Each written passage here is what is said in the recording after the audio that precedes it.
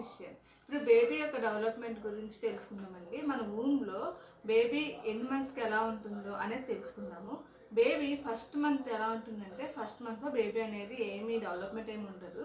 First month అనేది pregnancy starting stage అనమాట. అంటే పేషెంట్ యొక్క లాస్ట్ మెన్స్ట్రువల్ పీరియడ్ ఉంటుంది కదండి, అక్కడి నుంచి ప్రెగ్నెన్సీ కౌంట్ అవుతుంది.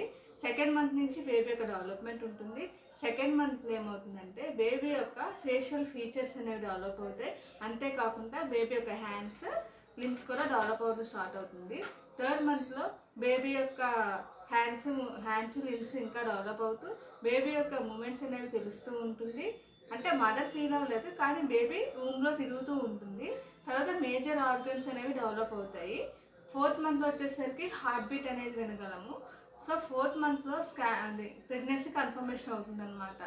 తర్వాత ఫిఫ్త్ మంత్లో వచ్చేసరికి బేబీ సౌండ్స్కి రెస్పాన్స్ అవుతుంది. మనం పిలిచామనుకోండి, అది అన్నీ వింటుంది అనమాట.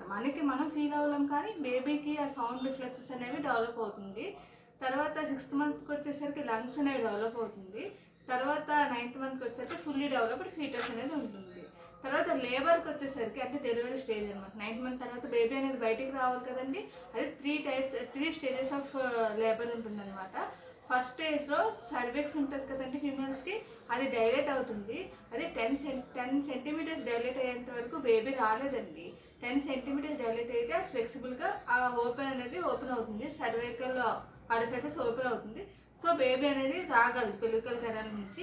సో ఆ కెనాల్ నుంచి బయటకు వస్తుంది కదండి, అది సెకండ్ స్టేజ్ అండి. థర్డ్ స్టేజ్ వచ్చేసరికి మన బేబీ వచ్చేసింది, బేబీకి హెల్ప్ చేసిన ప్లసెంటా రావాలి కదండి, అదంతా వచ్చేస్తుంది కదండి బయటికి, అది థర్డ్ స్టేజ్ అండి. 3 స్టేజెస్ ఉంటాయండి. First cervical dilatation, second stage వచ్చేసరికి బేబీ అనేది బయటకు వచ్చేది, బర్త్ కెనాల్ నుంచి బేబీ బయటకు వచ్చే స్టేజ్. థర్డ్ స్టేజ్ వచ్చేసరికి ప్లసెంటా బయటకు వచ్చే స్టేజ్. ఓకే అండి.